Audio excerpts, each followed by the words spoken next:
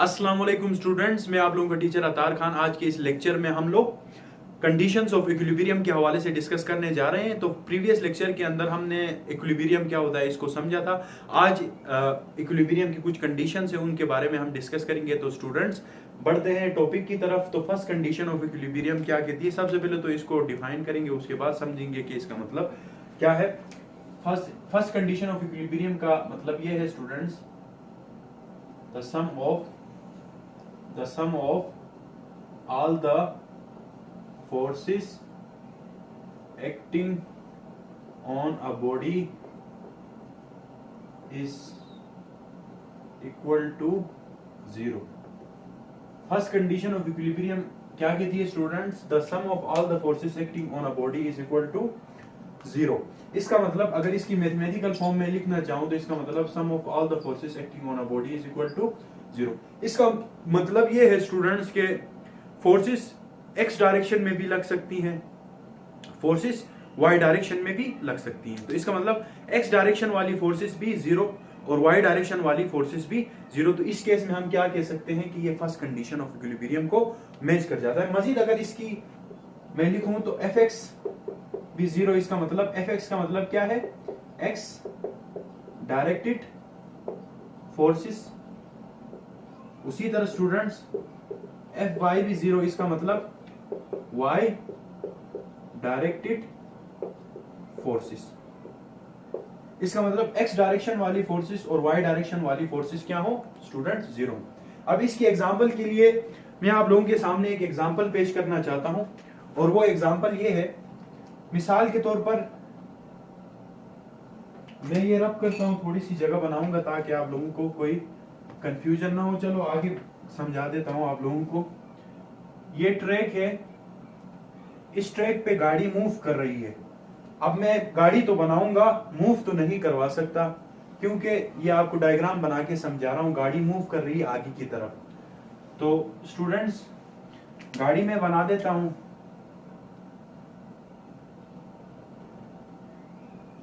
ये वो गाड़ी है स्टूडेंट्स जो आगे की तरफ क्या कर रही है स्टूडेंट्स, मूव कर रही है। जो आगे की तरफ क्या कर रही है, मूव कर रही है। अब क्या होगा इस केस में, इस पर कितनी फोर्सेस लग रही है स्टूडेंट्स। सबसे पहली फोर्स तो रिएक्शन फोर्स है, जो कि नॉर्मल मैंने आपको बताया था, ये अपवर्ड डायरेक्शन में लग रही है स्टूडेंट्स। इसी तरह फोर्स ऑफ ग्रेविटी इस पर किस डायरेक्शन में लग रही है स्टूडेंट्स, नीचे की तरफ लग रही है। इसी तरह स्टूडेंट्स फोर्स इसके अंदर, इस गाड़ी के अंदर एक्सेलरेशन पैदा हुई और इंजन की वजह से वो आगे की तरफ लग रही है। और उसी तरह एट द सेम टाइम और इस पर एक दूसरी फोर्स लग रही है, वो किसकी तरफ लग रही है स्टूडेंट्स, बैकवर्ड, पीछे की तरफ लग रही है। उसको हमने क्या था, फोर्स ऑफ फ्रिक्शन। अब यहां पर देखें, इसका मतलब ये है कि नेट फोर्स बॉडी पर क्या लग रही है, 0। क्यों 0 लग रही है, मैंने आप लोगों को बताया था कि इक्विलिब्रियम का मतलब क्या होता है, या तो बॉडी रेस्ट पे हो, या तो बॉडी यूनिफॉर्म स्पीड के साथ या यूनिफॉर्म वेलोसिटी के साथ आगे मूव कर रही हो। In case of circular motion, या तो बॉडी एंगुलर वेलोसिटी के साथ आगे मूव कर रही हो।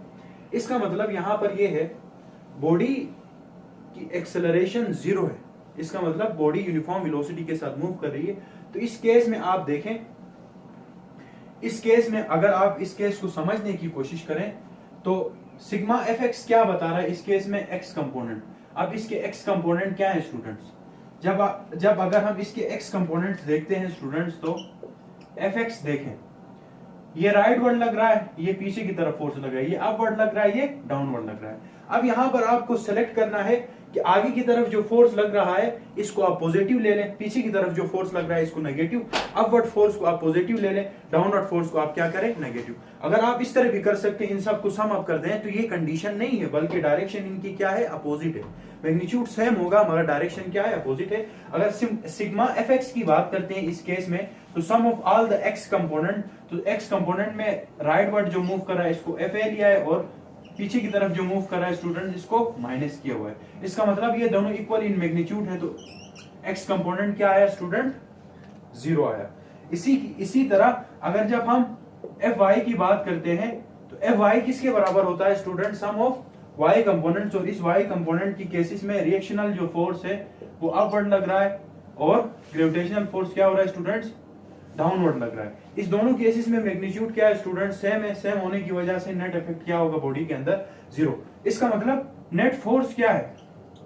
नेट फोर्स बॉडी के ऊपर जीरो। अब आप ये समझेंगे कि भाई बॉडी तो मूवमेंट कर रही है, बॉडी के ऊपर फोर्स लग रहा है तभी तो मूवमेंट हो रहा है, तो इसका मतलब नेट फोर्स जीरो कैसे हो सकता है? तो स्टूडेंट जहां तक बात मोशन का है, मोशन का ताल्लुक नेट फोर्स से नहीं है। मोशन एक अलग चीज है, नेट फोर्स एक अलग चीज है। तो आगे जाके मोशंस के चैप्टर में हम इसको डीपली पढ़ेंगे। तो फिलहाल आपको बताया कि नेट फोर्स इस पर क्या लग रहा है स्टूडेंट्स? जीरो लग रहा है। इसका मतलब sum of all the X components and sum of all the Y components क्या है स्टूडेंट्स? इस केस में जीरो है। इसी तरह स्टूडेंट्स आगे बढ़ते हैं सेकंड कंडीशन ऑफ इक्विलिब्रियम की तरफ। हमने फर्स्ट कंडीशन पढ़ लिया स्टूडेंट्स, अभी हम पढ़ेंगे सेकंड कंडीशन ऑफ इक्विलिब्रियम। अभी हमारा टॉपिक है सेकंड कंडीशन ऑफ इक्विलिब्रियम। अब सेकंड कंडीशन ऑफ इक्विलिब्रियम की हम सबसे पहले डेफिनेशन देखेंगे। सम of all the torques acting on a body is zero। किसी बॉडी पर किसी भी डायरेक्शन से जितने भी टॉर्क लग रहे हैं उनका सम क्या आए? जीरो आए। तो इस केस में बॉडी के अंदर जो इक्विलिब्रियम होगी स्टूडेंट्स, उस इक्विलिब्रियम को हम क्या कहते हैं? Second condition of equilibrium. अब इस केस में हम बात करते हैं किसकी? इस केस में हम बात करते हैं, मैंने आप लोगों को दो इक्विलिब्रियम के टाइप्स बताए थे, एक स्टैटिक इक्विलिब्रियम बताया था और उसके साथ एक आगे था और एक टॉपिक उस स्टैटिक इक्विलिब्रियम के साथ जो था वो अभी एक हमने डिस्ट्रीब्यूशन भी की थी, एक को रोटेशनल इक्विलिब्रियम कहा था और एक को हमने काइनेटिक लीनियर के केस में हमने समझा था। अब चूंकि सेकंड कंडीशन ऑफ इक्विलिब्रियम में हमने इक्विलिब्रियम की दो टाइप्स पढ़ी थी स्टूडेंट्स, इक्विलिब्रियम की दो टाइप्स पढ़ी थी, एक को हमने स्टैटिक कहा था और एक को हमने डायनेमिक कहा था। और स्टूडेंट्स डायनेमिक के केसेस में दो पढ़े थे, एक को हमने क्या कहा था? ट्रांसलेटरी, और दूसरे को हमने क्या कहा था? रोटेशनल। और सेकंड कंडीशन ऑफ इक्विलिब्रियम किसके लिए होल्ड है? रोटेशनल बॉडीज के लिए होल्ड है, जो कि क्या कर रहे हो? रिवॉल्व कर रहे हो, सर्कुलर पाथ में मूव कर रहे हो, जिनके पास क्या हो? एंगुलर वेलोसिटी हो। तो ये किसके लिए स्टूडेंट्स? बेसिकली ये रोटेशनल मोशंस में होती है। और इसका मैथमेटिकल फॉर्म क्या होता है student? Sum of torque is equal to zero. Sum of torque is equal to zero. अब इसको समझने के लिए मैं आप लोगों के सामने क्या पेश करता हूं? एक शीशा का एग्जांपल। में कितनी बॉडीज लेता हूं स्टूडेंट? 4 बॉडीज लेता हूं। 4 बॉडीज लेता हूं। एक बॉडी ये रही, इसी तरह एक बॉडी ये रही और एक बॉडी ये रही, इसी तरह एक बॉडी ये रही। मिसाल के तौर पर इसका मास कितना है स्टूडेंट्स? 10 किलोग्राम। इसका मास कितना है स्टूडेंट्स? 10 किलोग्राम। इसका मास मिसाल के तौर पर 50 किलोग्राम और इसका मास कितना है स्टूडेंट्स? मिसाल के तौर पर 100 किलोग्राम। अब यहां पर देखें, अगर हम बॉडी 1 की, अगर हम एक शीशा का एग्जांपल लेते हैं तो शीशा आप लोगों ने समझा होगा। बेसिकली आप झूला झूलने के लिए पार्क्स गए होंगे जहां पर आपने एक झूला देखा होगा। बेसिकली उसकी शक्ल कैसी होती है स्टूडेंट्स? बेसिकली उसकी शक्ल इस तरह की होती है। इस पॉइंट को आप ए कहें, इस पॉइंट को आप स्टूडेंट्स क्या कहें? बी कहें। इसको हम क्या कहते थे? पिवट कहते थे। क्या कहते थे स्टूडेंट? पिवट। इस पॉइंट को आप ओ कहें, पिवट। और मिसाल के तौर पर इस शीशा का डिस्टेंस यहां से यहां तक ए पॉइंट से लेकर बी पॉइंट तक मैं मान लेता हूं कितना है स्टूडेंट्स? 10 मीटर है। कितना है स्टूडेंट्स? 10 मीटर। और ये डिस्टेंस क्या बता रहा था स्टूडेंट्स? मैंने पिछले लेक्चर में बताया, ये क्या बता रहा था? मोमेंट आर्म, एल बता रहा था। मोमेंट आर्म एल का लेंथ बता रहा था। अब सेकंड कंडीशन ऑफ इक्विलिब्रियम को समझने के लिए मैं क्या करता हूं? सबसे पहले इस बॉडी को यहां पर लाके रखता हूं। जैसे ही इस सीसा के ऊपर इस बॉडी को मैं रखूंगा तो क्या कंडीशन बन जाएगी, ये फर्स्ट कंडीशन थी जब इसके ऊपर कौन सी इक्विलिब्रियम थी, ये स्टैटिक इक्विलिब्रियम में था जब इसके ऊपर कोई मोशन नहीं थी। अब सेकंड केस में जब मैं इस पॉइंट बी के ऊपर कोई ऑब्जेक्ट रखूंगा, मिसाल के तौर पर इस मास को जब मैंने रखा तो क्या होगा स्टूडेंट्स, जैसे ही मैंने इस मास को रखा ये कंपैरेटिवली क्या हो जाएगा, नीचे चला जाएगा। ये पॉइंट बी नीचे चला जाएगा और ये पॉइंट ए क्या होगा स्टूडेंट्स, ऊपर होगा, ये नीचे हो जाएगा। इसका मतलब ये नीचे क्यों हुआ, इसने कितना फोर्स लगाया, ये कौन सी डायरेक्शन में मूव हुआ, क्लॉकवाइज। और हमेशा याद रखें स्टूडेंट्स, एंटी क्लॉकवाइज टार्क को हम मैग्नीट्यूड में क्या लेते हैं स्टूडेंट्स, पॉजिटिव कन्वेंशन है, और क्लॉकवाइज टार्क को हम मैग्नीट्यूड में क्या लेते हैं स्टूडेंट्स, नेगेटिव। ये क्लॉकवाइज मूव हुआ और इसने कितना फोर्स लगाया, फोर्स मालूम करने के लिए आप वेट मालूम करें। वेट किसके बराबर होता है स्टूडेंट्स, mg के, और w is equal to mass कितना था स्टूडेंट इसका 10, और ग्रेविटी आप 9.8 होता है, आप अप्रोक्सीमेटली 10 कर दें, 10 और 10 मिलके कितना बनाता है 100 न्यूटन।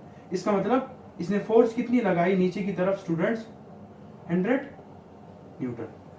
इसी तरह अगर सेकंड केस में मैं क्या करता हूं स्टूडेंट्स, सेकंड बॉडी को इस साइड पे रखता हूं, ये सीसा है। अब सेकंड बॉडी को, थर्ड केस सी पार्ट है, सेकंड बॉडी को जैसे ही रखता हूं, अब ये पॉइंट ए नीचे चला गया, जबकि ये पॉइंट बी था। अब मैंने क्या किया, बॉडी को यहां पर रख दिया और इसने इसका मास, अब इसने कितना फोर्स लगाया इसको भी मालूम करें, mg, w is equal to, इसका मास भी कितना है स्टूडेंट 10, ग्रेविटी कितनी है 10, तो कितना आया 100 न्यूटन। इसका मतलब ये इसने कौन सी टॉर्क हो गई इसमें, क्लॉकवाइज। इस केस में सॉरी, इस केस में क्लॉकवाइज, इस केस में क्या हो गई एंटी क्लॉकवाइज। अब ये वो केस था जब मैंने बॉडी को बी पे रखा और दूसरी बॉडी को ए पर रखा। अगर वो केस हो जाए कि जहां पर ए और बी को साथ रखूंगा तो वो केस क्या बनेगा, तो वो केस क्या बनेगा, सेकंड कंडीशन ऑफ इक्विलिब्रियम। क्या बन जाएगा student, second condition of equilibrium. और इसका मतलब क्या है, यहां पर गौर से देखें, मिसाल के तौर पर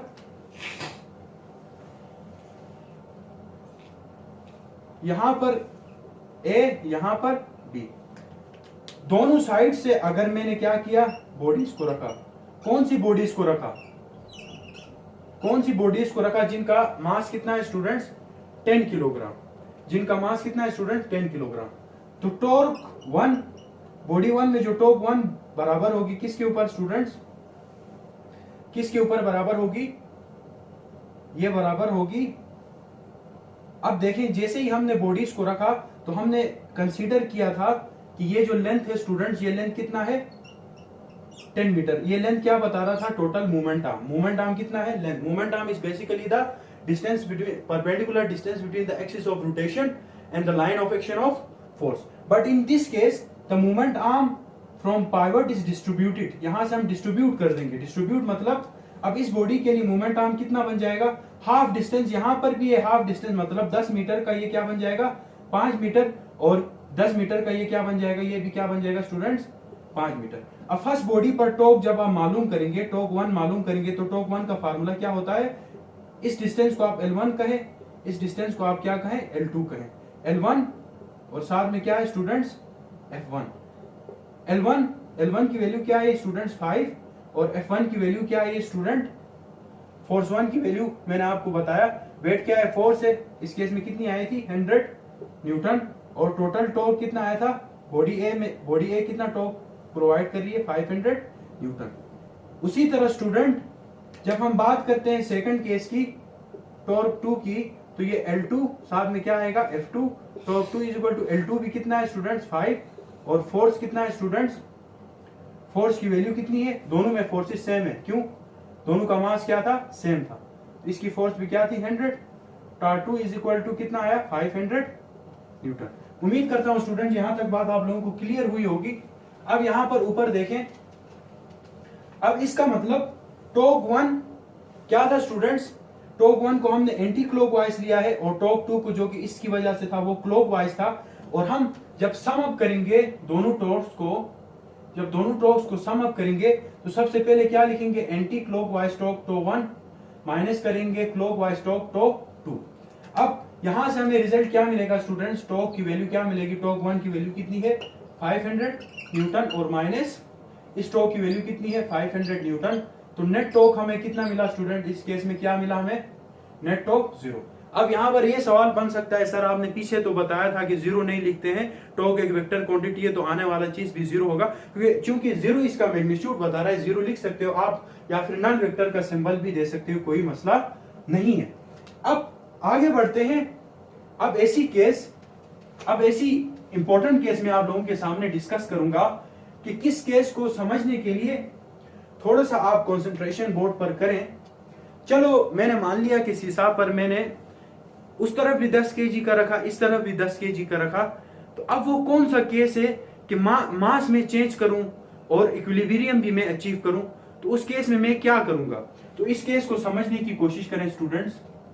ये वो पाइवोट है, यहां से यहां ए पॉइंट और यहां से यहां बी पॉइंट। मिसाल के तौर पर स्टूडेंट्स, अगर मैं यहां पर बॉडी रखता हूं, एक बॉडी रखता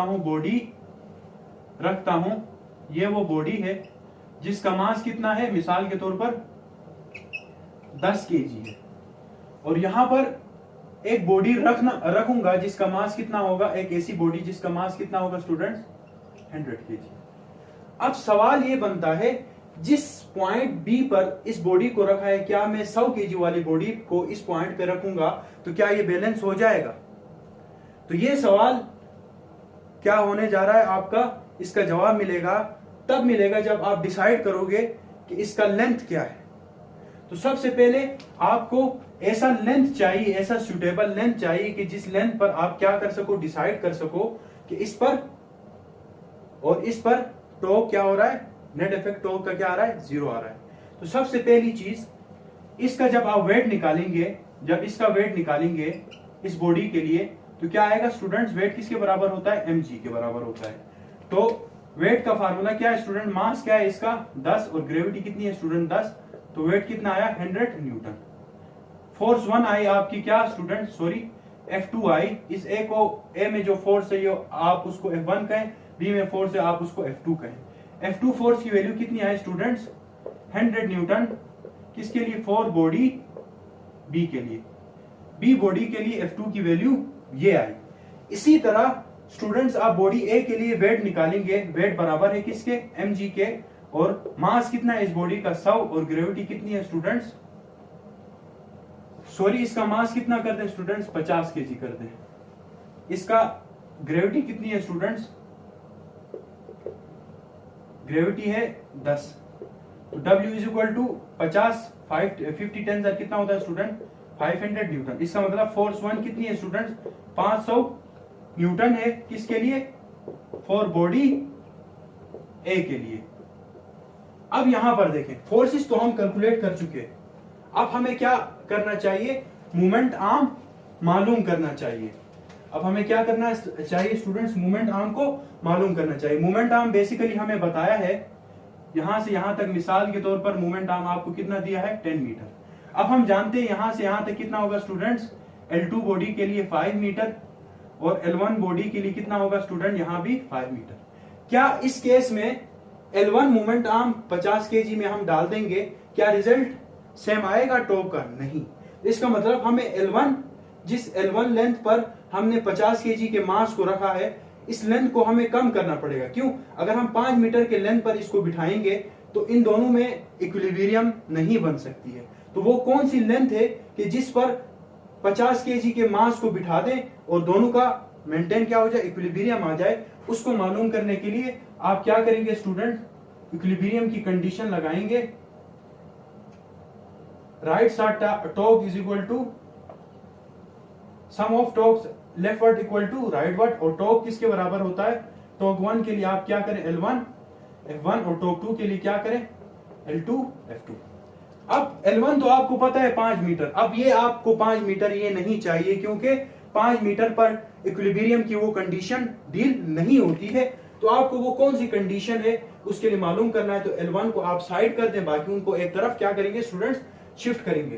तो L1 को वहां पर रखें, वहां पर L2 बचा, F2 बचा और नीचे क्या बचा स्टूडेंट्स, F1 बचा। तो इसका मतलब L2 की वैल्यू कितनी होती है स्टूडेंट्स, लेन 2 कितना दिया है आपको, लेन 2 कितना दिया है स्टूडेंट्स 5, और F2 की वैल्यू कितनी है स्टूडेंट्स, फोर्स 2 की वैल्यू, फोर्स 2 की वैल्यू आप निकाल चुके, कितना है स्टूडेंट्स 100, और F1 की वैल्यू कितनी है स्टूडेंट नीचे से 500, और L1 की वैल्यू 500 कितना होता है स्टूडेंट 500, और नीचे भी क्या है स्टूडेंट 500, और साथ में क्या बचा ये, और ये क्या हो गया स्टूडेंट कैंसिल, क्या बचा 1, और लेंथ का यूनिट क्या होता है मीटर। इसका मतलब इस बॉडी को आप किस डिस्टेंस पर रखोगे, यहां से यहां तक तो स्टूडेंट 5 मीटर था, आप क्या करें इस 5 मीटर के बजाय आप क्या करें, इस पाइवट से मिसाल के तौर पर यहां तक 4 मीटर है और यहां तक क्या है 1 मीटर। इसका मतलब इस पॉइंट पे आप 50 केजी के बंदे को, 50 किलोग्राम के बंदे को जब रखेंगे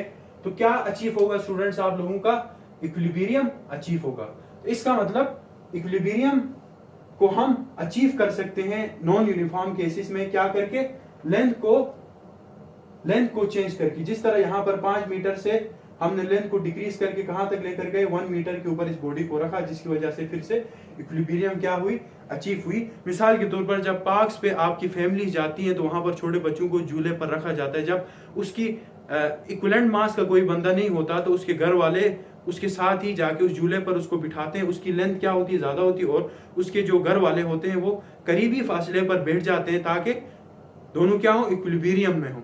तो ये कंडीशन तो वो कर रहे होते हैं, मगर उनके पीछे जो साइंस होती है वो उनको पता नहीं होती है। तो बज़ाहिर हम लोगों को चाहिए कि हम साइंस के स्टूडेंट हैं, और जब हम ऐसी कंडीशन को फेस करें तो हमें मालूम होना चाहिए, हम वहां पर रिजल्ट निकाल सक रहे हों कि हमें किस तरह ये पता चलेगा कि यहाँ पर इक्विलिब्रियम किस तरह अचीव हुई। तो उम्मीद करता हूँ स्टूडेंट्स आप लोगों को इस कंसेप्ट के थ्रू ये सारे मामला पता हुए होंगे कि सेकंड कंडीशन ऑफ इक्विलिब्रियम में क्या क्या चीजें होती हैं। तो लास्ट टॉपिक पढ़ लेंगे स्टूडेंट्स, हमारा लास्ट टॉपिक कपल का है।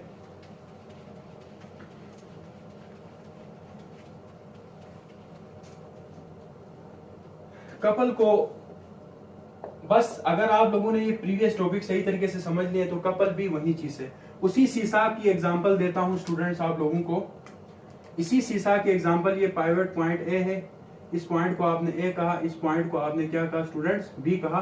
अगर इस पॉइंट पे फोर्स लगे किसकी तरफ, अपवर्ड, इस पॉइंट पे फोर्स लगे किसकी तरफ, downward, same forces equal in magnitude but opposite in direction, जिसकी वजह से इसके अंदर क्या पैदा होगा, दो फोर्सेस की वजह से टॉर्क पैदा होगा, टर्निंग इफेक्ट पैदा होगी।